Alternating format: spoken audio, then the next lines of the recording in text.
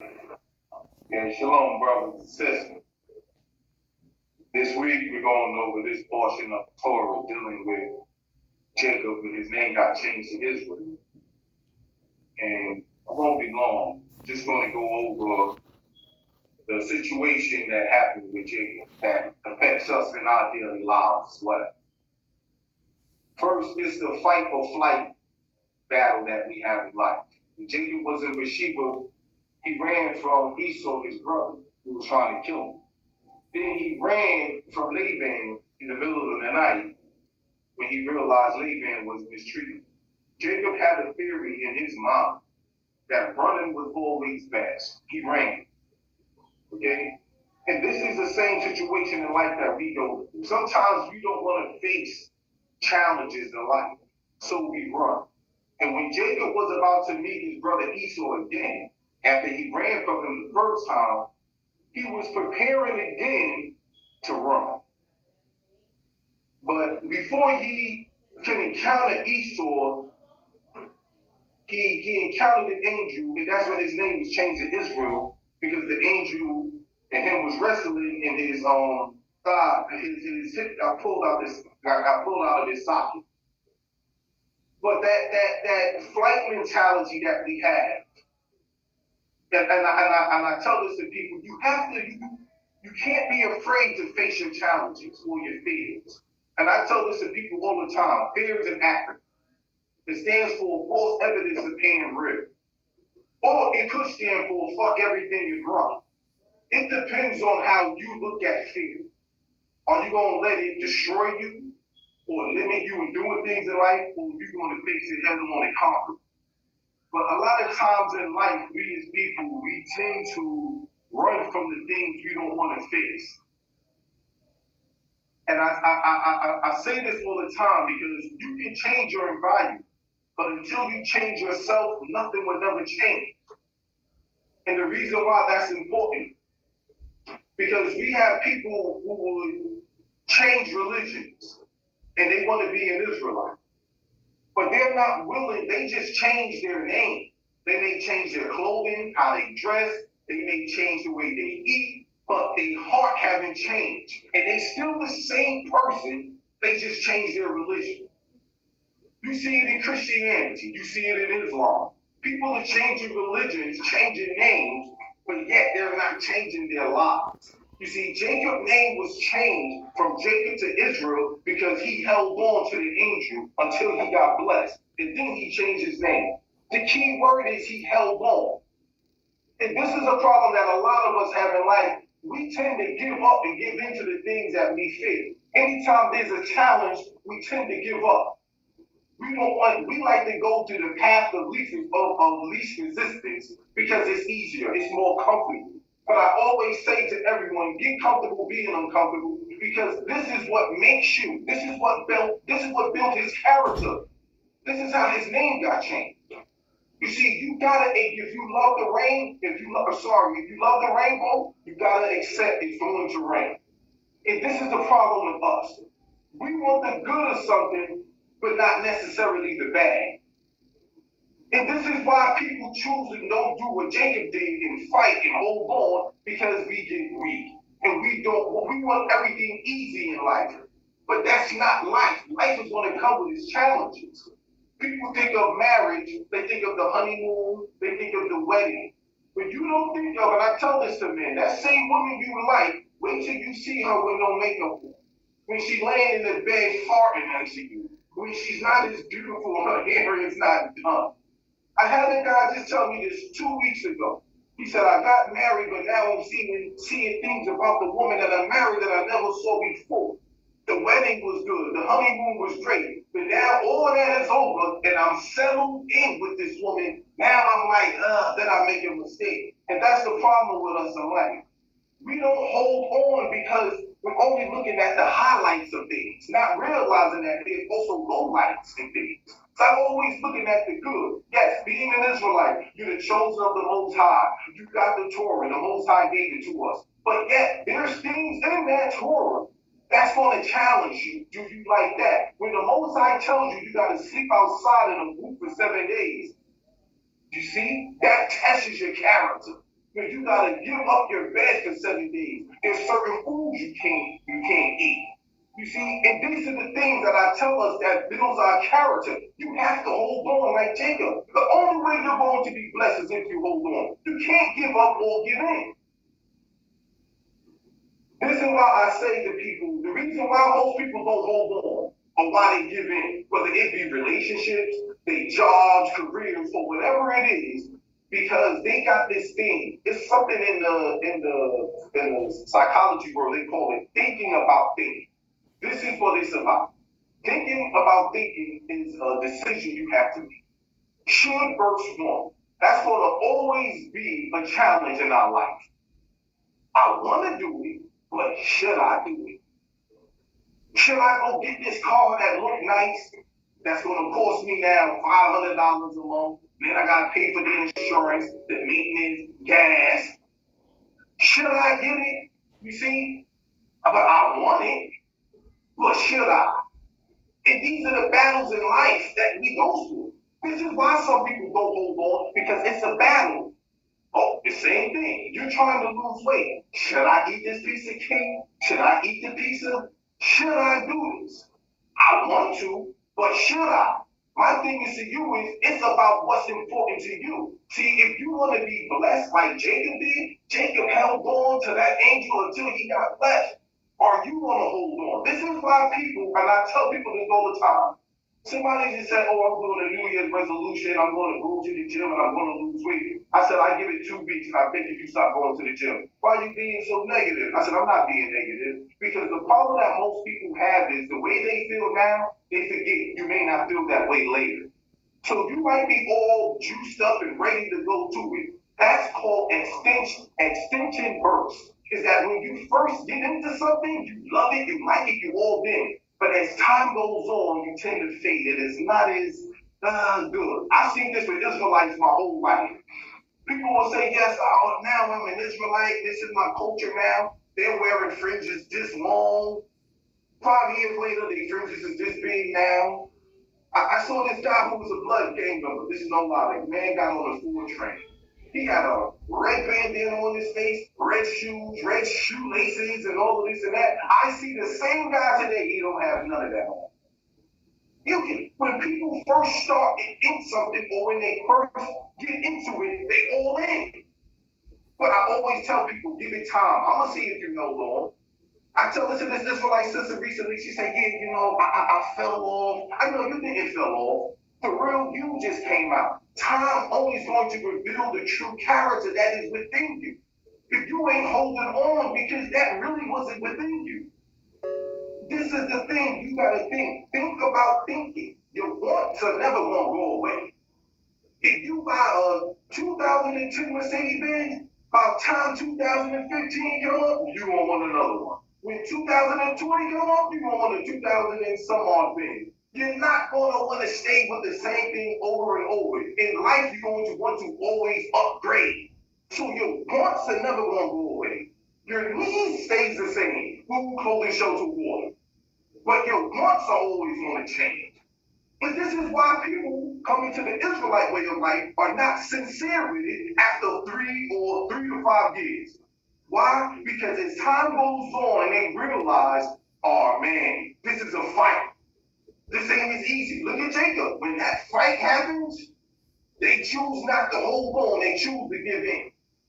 Why? Because they didn't take, they only viewed being an Israelite only for the glory of it. And this is the same thing in life. As y'all know, I teach sisterhood classes, and I tell women the reason why these relationships I'm in don't work because you don't think of the future. You're only thinking of the right now. What has that man done in any relationship that made you want to get into a relationship with him? What? The best indicator of future behavior is past behavior. What has that man done that made you say, yes, I'm going to be your one? Nothing. Nothing. The problem is thinking about thinking. Think about thinking. You are really bad at predicting your future mental state. This is a fact. We are terrible at choosing between now and later. Later is a murky place where anything can go wrong. And the problem that we have is we only look at the right now. You sisters that join my classes, I tell y'all this all the time, that when a man first want to get with you, he's the perfect man. He's going to open up doors, he's going to pay bills, he's going to do everything right. Just give it time. Give it time and watch what happens. The true him is going to come out. We all put on that representative. Time reveals character. It's only so long anybody can pretend. And it's the same thing with the Israelite way of life, because people don't hold on because really it wasn't really in them. Chances are they got into this for the wrong thing. Identity crisis. Some people lack love. So they just want to be a part of something, but it's not wholehearted. And I tell this to people. If you want to look like a diamond, you got to get cut like a diamond. If you want a real gold chain, you know that gold chain has to go through fire in order for it to be considered real. The problem with us is we don't want to go through the fire. We want the least path of resistance. Nobody want to hold on. Nobody want to persevere. Everybody want to go through the path of least resistance because it's easier that way. Same thing with Jacob. He ran from his brother Esau, got to Laban's house, his uncle's house, and ran from that situation. He was preparing to run again. Look what Jacob was doing. He did not want to face Esau until the Most High put him in a situation where now you can't run. Your hip is messed up. And this is sometimes the Most High put you in a situation where you now gotta face the things that you fear and dread so much in life. Now you look at Jacob. Every time you saw him, now his name is changed to Israel. Every time you saw him, he had a limp. He walked different. And this is the thing that I tell people, when you're an Israelite, they're going to know by your walk. You're going to walk different. You're going to have what I call a spiritual limp. You're not going to walk the same. You're not going to do things everybody else do. You're not going to be a drunk. You're not going to be getting high as an Israelite. There's a certain way, if you're a woman, you're going to dress. There's a mentality. Everything about your walk is going to be different. Now, the struggle that people have is I could get rid of some things, but not all things. You see, I've seen people get rid of some things in life. Who say they're Israelite? They'll stop eating pork. They'll change their clothes. They'll start wearing fringes. But there's other things that will keep them from moving on. There's other things out there. And I tell this to people. You know, when you say you're an Israelite, you're taking 99.99% of the things you knew or learned in life, and now you got to say it's wrong. It takes time. It takes time.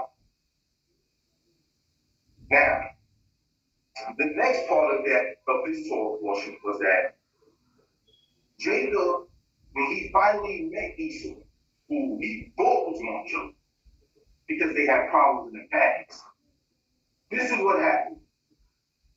He saw Esau now. And what did Esau do? Esau didn't kill him. Jacob said, wait, he had 400 men with him? Yeah. And Esau was a killer. But when Jacob saw Esau hugged him and kissed him and embraced him. And this is why I tell people, you got to be careful with the way you think. And we tend to project our feelings on people. Because you don't like me, don't think I don't like you. And I always tell people, don't judge another man by your standard. And I had to learn that in life. Because you won't do something, don't think the next man won't do it. Your yes can't be my yes, and my no can't be your no. You got to live your life. But what we tend to do is, we tend to project our ways on other people. Because I had a homeboy, me and him got into an argument. He tells me, oh, now you're gonna kick me out now? No, because you might do that to me. Don't think I'll do it to you. Don't project your life on me. This is why I tell people, question your assumptions. Because you think it don't mean it's right. We don't question our assumptions. If a person thinks something, they tend to believe it's right. There's no wiggle room. Question your assumption. Don't judge someone by your standards. Why I say that? Because when Jacob saw Esau, it was a shock. He thought Esau was going to kill him. And I say this to people, it's easy to fool someone, but it's harder to convince someone they have been fooled. Because the mind is deep. Some people, you just can't tell them something. It's evident, sister. You can't see this man as a piece of It's that man done fooled her so much that now she thinks she's with something good. I had this Israelite brother, and I said, brother, can't you see this Israelite sister is not good for you? And I laid down the whole resume of nonsense she done did that he couldn't see. And I always tell people it is easy to fool someone, but it is harder to convince someone they have been fooled. People don't like to change their minds. I'm telling you, when a person got their mind made up, some people become stuck in their ways to the point where the biggest shovel will not get them out of that mud. And I try to tell this, just dealing with Jacob's situation, right? Because he thought Esau was going to kill him. And he was preparing up his family in camps just in case the man killed him. And if he went to this family first, he'll run. So his mind was already made up that Esau was going to kill him. And I say this to people, be a good judge of evidence instead of a good judge of character. I got people that tell me, oh, damn, you live waste, you live big as hell. You must be an angry, violent dude. I just mind my business. Why are you projecting on me what you're thinking? Did I say anything wrong to you? Do I act a certain way? But this is what people do. They will project their feelings and their opinions of you on you, and that may not be who you are or what you're thinking. People will tell you what you're thinking, like you're in my mind. It's the same thing with Jacob, and this is the problem that we have in life. We tend to project on people our feelings. And when you project your feelings on someone else and you make that into actions, someone now got to bear the burden of what you think. Someone has to bear your burden. I had people dislike me for things that I couldn't even control. I didn't even know we had a problem. This is why I say to people constantly, be a good judge of evidence instead of a good judge of character. Look at the evidence. Don't look at the character, look at the evidence. Because this is why I say people draw up their opinion first, then they look for evidence to support their opinion. And this is where the confirmation bias comes in there. I'm only going to look for things that support what I think or believe. And anything that goes against it, I won't pay it no attention. This is why I tell people, opinions don't change facts. Facts changes opinions. And when the facts change, so should your opinion. But for some people, the facts can change and they still got their mind made up. The guys that was in Central Park who were live on the accused of rape, they said the biggest problem they had is that even after the case was over and it showed they was innocent, there was still people hating them. There was still people hating them because some people, no matter what, their mind is going to be made up. But you can't be that way. Question your assumptions. Once Jacob saw Esau and he realized, oh, there is peace between us, that mindset got to change. You can't stay in that mindset. I always tell that to people. Question your assumption. Because you think it doesn't mean it's right. Question your assumption. Now, the reason why questioning your assumptions is important, as I ended this way, because you got a thing where how to think versus what to think. I'd rather you teach me how to think. But in this world we live in, people will teach you what to think. Because they are afraid that you will now have a mind of your own. And that's something that an insecure person don't want you to have. They don't want you to have a mind. Teach me how to think instead of teaching me what to think. And this is the situation with Jacob. He realized his brother was not his enemy. His brother wasn't going to kill him. Still was his enemy, but his brother was happy to see him. He thought returning home, his brother was going to kill him. Then he had a change of heart. He ended up moving and leaving. But yet, this is the thing that we go through in life. Teach a person how to think instead of teaching them what to think. Let them have their own mind. Let them draw their own conclusions that's different from yours. The last part of this is when Shechem was dealing with David. He actually raped him. And the Israelite brothers was mad. They were like, how this man gonna do that to our sister? And they were ready to kill the guy. But they ended up manipulating and told them, hey, guess what, Shechem, if y'all get circumcised, then y'all can marry, then Shechem can marry Dinah, and we all be one people. And after the people of Shechem said, okay, we agree with that, they went, got circumcised, and it was weird. And the Israelite brothers, Simeon and Levi, killed them. Think about this for a second. Does it sound familiar? I'll tell you something. I'm going to lie to you, because the Israelite brothers was never going to give Dinah to Shechem. I'm going to lie to you.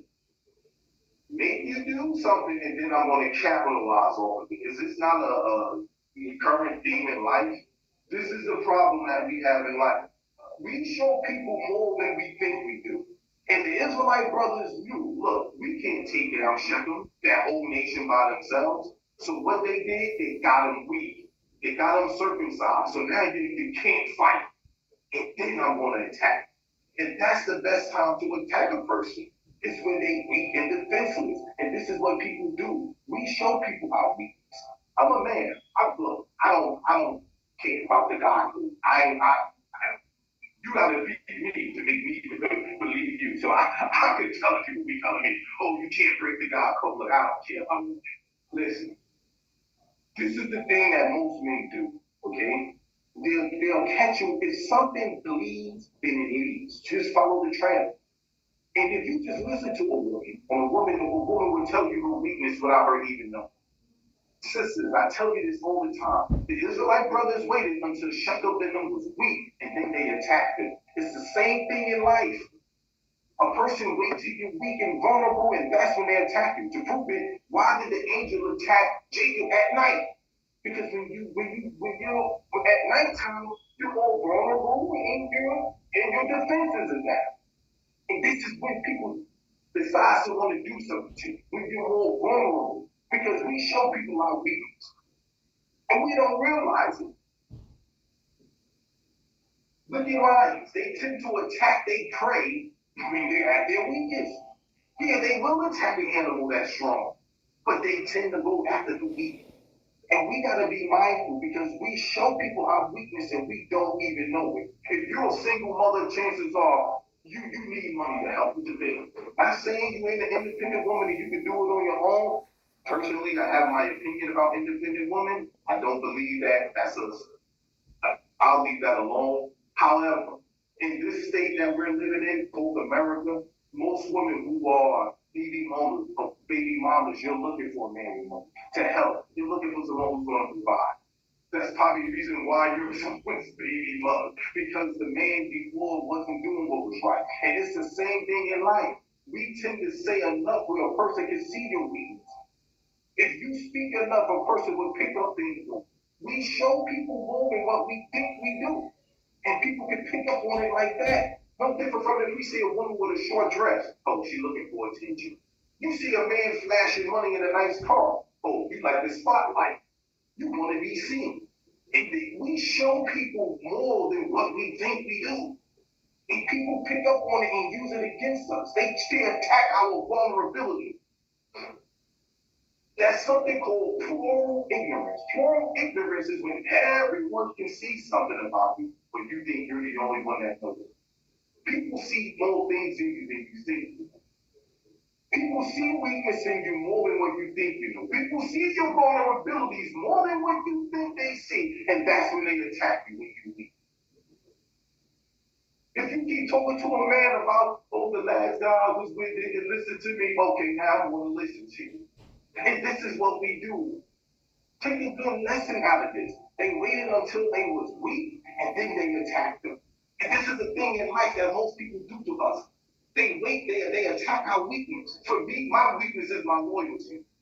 My weakness has always been my loyalty, and people have used it against me. With that, I end this week, Torah. Hope you learned the lesson out of it. See you next week. Shalom.